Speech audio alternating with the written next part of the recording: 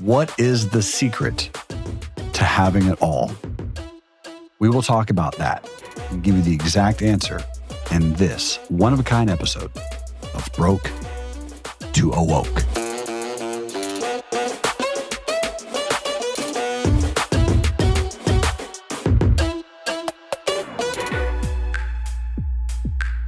That's a poem. That's a read right there. It's a rocking read.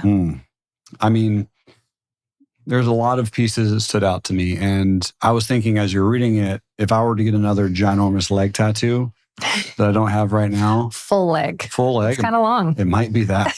It might be that poem. It's a really, really, really good 18 poem. Instagram swipes long. Yeah. I mean, it made me think a lot because the word unconditional love, that was something that in my healing journey for the last year and a half and some change, that's been a word that's come up a bunch, was love, but specifically unconditional love. Like, what does it mean to have the conditions of love?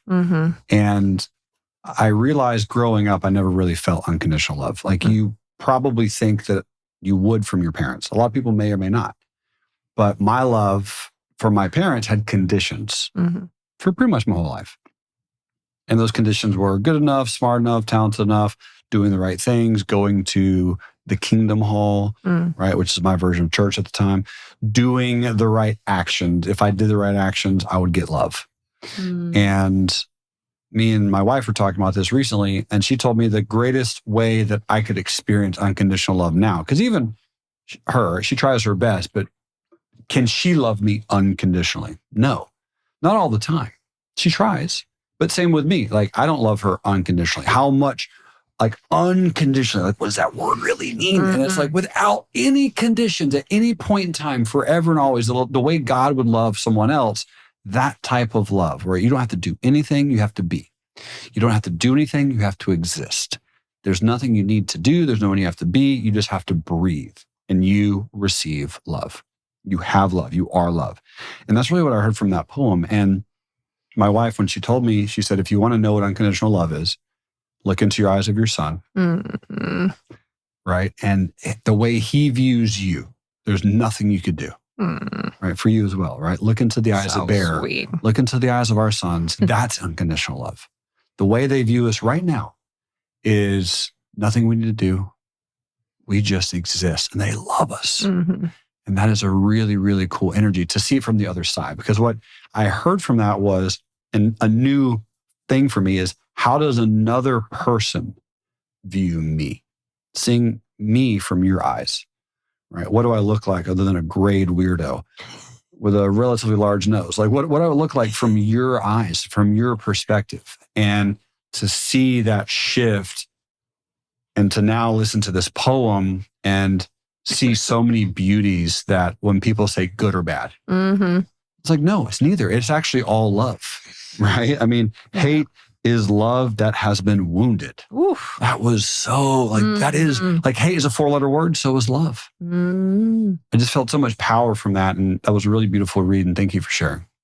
Yeah. Thanks for letting me. It's, I've been on the journey to, I think I would describe it as getting to truly know who and what God is to the best of my ability, because I know that the way I was raised doesn't have every answer. It can't. And I don't think any human can ever have every answer. Sure. I think that God is so much more than we could ever comprehend. So who are we to put him in a box and say we have it all figured out? And that's why it's so relational and so important to take the time to listen. Just like the poem says, is listen. I speak in so many different languages, and I'm so always trying to speak to you and guide you. I do not force, I only flow. And it is hard to know that God is in everything. And that's something that's been really hard for me to do the work that we do in the nonprofit and see the kind of extreme suffering that I've witnessed over the last couple of years. Just thinking about it makes me want to cry. And to believe God is good and that God is love. But it's all about definitions. It's all about perspective. And when you know that God is in everything and some things get twisted and it takes away from the truth of who and what God really is, which is love. I don't know. I think you maybe experience life a little less frustrated. Yeah. Because I get really mad when I see some of these injustices, Right. and especially obviously to children, the most innocent things on the planet, Correct. and people intentionally hurting them. And that I think is the love in me, a righteous love in me wanting to protect them. And so we can experience more or less pain in our life based on our perspective. And to hear that poem describe more of what love is and how it works, I think is healing for me. So For me as well. yeah, it's I'm not gonna remember, but I heard another Chinese proverb or something like that. Some Chinese dude shared, who are you to label an event now? Because again, with the fullness of time, you will relabel that event. Like we were talking about the first episode. Yes. Who are you to say this is good? Who are you to say this is bad? Yes. And so I've been successfully experiencing less pain because I have a perspective to know and a truth inside me with enough experience now to say, God will probably work this out for good. And I'm going to keep speaking that over my life. And so, like I said, you want to be a person in charge of your own story. Mm-hmm. And you can do that by the way you write it, by the way you remember it, and the way you log it. And that's really what I'm learning is the essence of how you heal. So if I could summarize everything I'm learning from observing these heroes and like what works and how you can move on from these traumatic events is you've got it logged in your brain. Right. As painful and bad. Right. And then there's all kinds of different exercises like EMDR and different, anything from therapeutic to whatever, things that people can do to take it from this logged space and relog it as a different event or experience. Like we're saying, you can relog it as good and or catapulted me into something good. Or I wouldn't be here today had that thing not happened. Like you look at it now with appreciation versus disdain, hate, sadness. That is the summary of healing in my experience of what it really takes is that different perspective. And then you can be free and you can move on. So I think that poem really embodies all of those things. Yep. And what's fun is also reminding me of a few different shifts that I've had to go through in my life. And I'd share those with you now. One of them was my sister, who you'll meet soon. I can't wait. And she may or may not hear this episode, but one of the beliefs that I had at the age of 11 was that my sister was bad. Ooh. And that her decisions were bad. You know she's going to listen to this now. I hope so. And she knows this, right? So she had premarital sex. So she had sex at 16. Oh my gosh, can you imagine? Premarital sex. She wasn't married. Had pleasure and joy.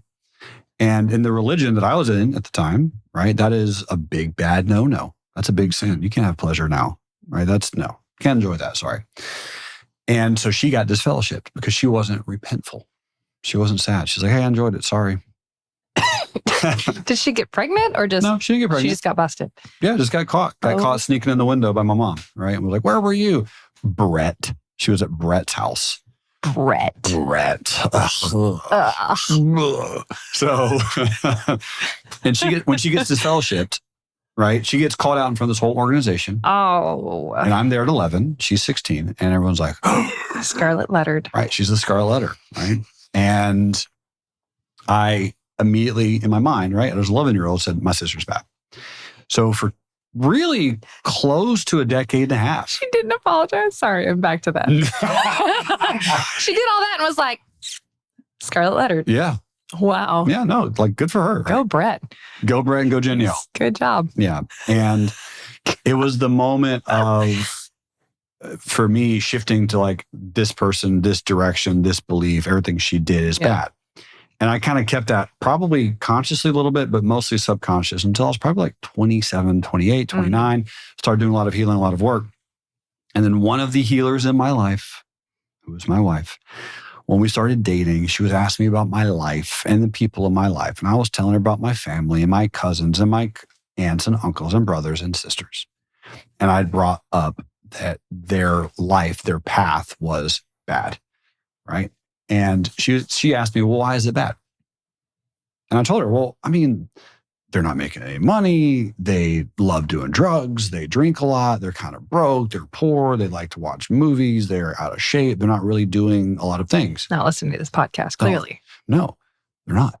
And she also said, like, okay, well, why is that bad? I was like, what do you mean, why is that bad? She's like, well, who told you that was bad? I'm like, everybody. She's like, who's everybody, right? I had to keep doing this. And ultimately what I found out is some person's version of the world allowed me to paint my family as bad. Ooh. And she said, well, how much do you love your family? Is there love there? Is it unconditional? I was like, no, right? It's not unconditional. I don't unconditionally love my family. And so she said, well, if you don't love them unconditionally, why should they love you unconditionally? And that was some big shifts started happening. So I started viewing my sister and her actions not as good or not as bad, as actions, as simple choices that had no negative or positive. They were just choices and decisions that people were making. Wow. And for me not to judge her and just fully accept her for who she is unconditional love. Dang. And so as I started doing that more and more, my sister's relationship with myself, me and her, we healed. And then ultimately my mother healed, right? Which is why she's no longer a part of the witness organization, right? I truly fully believe that my shifting was a strong enough to pull her out so that she no longer had these beliefs. What did you do? Yeah, what I did. Did you like call her and be like, hey, I don't think of you as bad anymore? Or did you just start subconsciously doing it and weirdly the relationship healed? Like, what was the action? Great question. So yes, but one of the main actions was I would envision conversations with my sister and or my mom. And this is probably like 9 o'clock, 8 o'clock at night. I would go into a meditative state, the whole sit down, do the thing. And in my mind, I would imagine having a conversation with them. Nice. Talking to them metaphysically, right? Just in my mind, the version of what they look like. And I would have long, in-depth conversations with them for what felt like 30, 40, 50, 60 minutes. But I would do this nightly. I did this for probably about a year. And one of them was on the island. That was one of the times I truly decided to forgive my mom. I remember that. Yeah. And, we've talked about that in this podcast, which is you write down all the bad things that someone did to you, and then you write down all the good things. And when I realized, right. That you wouldn't have. Had you never, ever interacted with them. Yeah. And if I'm like, okay, well, if I never interact with my mom, I don't have a lot. Right. You wouldn't have a life. Including my life. Right. And is that enough? It was enough. And so it was on the island that I fully decided just to heal the relationship with my mom. So after leaving there, I went through these meditative practices. And again, just going through all the judgments that I placed on her. Sure, she placed some on me, but I placed some on her. All the lies that I told her as a child so that she wouldn't catch me doing whatever I was doing, right? Just forgiving myself for those actions and forgiving her for those actions and truly doing these meditative practices that I can lead any of the listeners through. They're all very easy. In fact, they're free on YouTube. It's like you can go through tons of these practices, listening, learning, understanding, and then allowing that energy that's within you, the subconscious energy, to shift. And I mean, it totally transformed our relationship. That's so 100%. cool. So now my mom and sister are besties.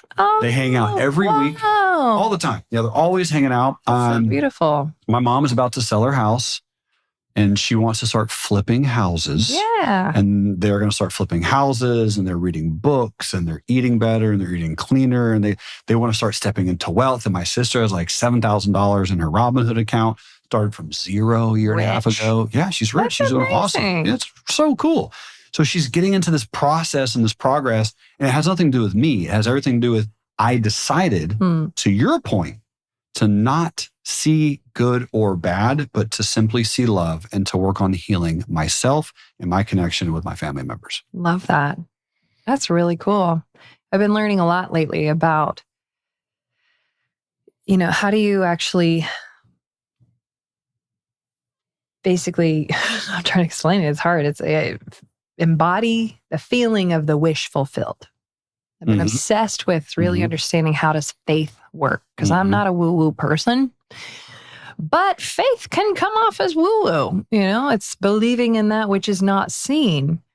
And your body, because you're trapped in this thing, will tell you what you really do believe through physical feelings. So if you're feeling anxiety, it's telling you there's something that's worrying you, like there's something off inside. So you can go back and search the thought pattern. Where is my mind off that's releasing this emotion in my body? If I'm sad, if I'm really happy, how do I, let's say you're struggling with finances and you keep struggling with finances. Instead of doing what the survival instinct is, which is focus on the lack, how do you actually feel seriously in your body what it feels like to have and be abundant when every bill is owed and every bank account is empty? How do you actually go from that and not be a complete psycho? Because if your brain is telling you you're a liar, you're going to get kicked out of the village, you are delusional if you're trying to believe something that isn't there. But that is faith. And if you truly do have faith the size of a mustard seed, you can move mountains and you can shift your life. And so I've been in a force state, I would definitely say, for many years of like forcing things to work, push, push, push, push. But I'm trying to move into a flow state, but also knowing that faith without works is dead. So how do you do the works from a flow state? And I am watching miracles happen in my life.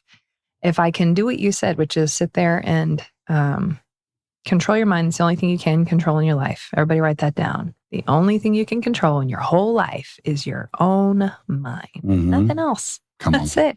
But your mind makes all these other things happen. Yes. Weirdly, the gravitational pull based on blah, blah, blah. Sure. It just happens. So how can I get past these own negative thoughts of you're a delusional psycho because you're believing something that isn't reality enough to make it my reality? Correct. And that is feeling your way into it. I think there's a book called Feeling is the Secret or something like that. And so there's so many ways, but if I could give you guys another top takeaway for the year, it's looking at how you're feeling, identifying those thoughts, and visualizing, just like Newsom said over and over again, the way you want to feel about people.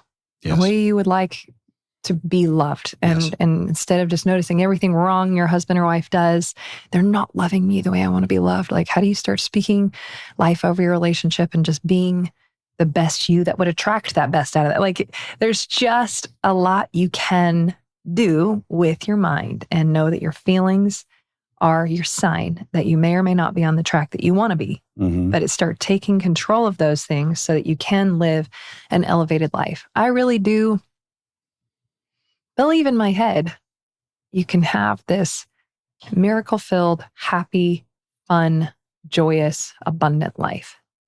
And that is a direct conflicting belief of what I grew up with, which is life is going to be so hard. If you do God's work, the enemy's going to attack you and destroy you all the time. I still don't know how to get past that one. I don't know how. You're working through it. I really am trying to work on, because these are some deep-rooted beliefs. And if I don't want that to be my life, because we are having amazing, amazing breakthroughs and bringing light into the darkness and eliminating these things, but freaking every time we just, just little, like just a jab and a stab in the heart, the back. Like, it's just, you're almost like, every time I leave one of my own events on the island, I know it's coming. And so I'm like, how do you prepare for it but not attract it? And so it's just something I'm currently working towards. I know the answer, but it takes time to embody it. And I'm really trying to like work this into my conscious, my subconscious, and hearing stories like this increases your faith. So I want you guys, if you're hearing this, to share these stories of faith on how you're doing it. Share it in the comments.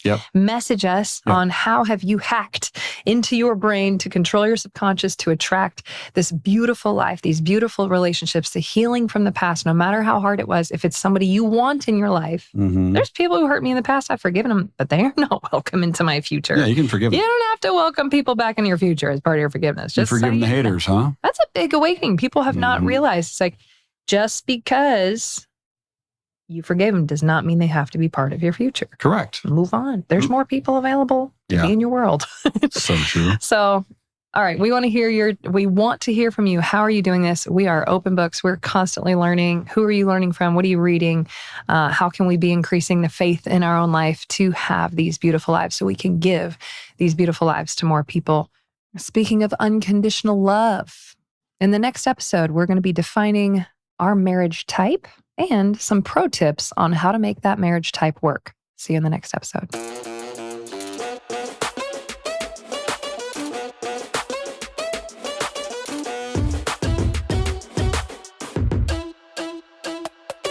Britnie Faith Turner and myself, we have a keynote presentation every year. The event that will always sell out and always has sold out. So you need to make sure you sign up as quickly as you hear about it. But the Abundance Summit, which has and will happen every year, is where Britnie and myself dive deep. It's not only the challenges and the fears and limitations that are holding you back and holding us back, but the opportunities for investing, for growth, for money, for prosperity, for rich and wealthiness beyond your current imagination. Every single year at the Aerial BVI, we want to make sure we see you there. Go to broke2awoke.com and find the link to sign up for the next Abundance Summit on the Aerial BVI.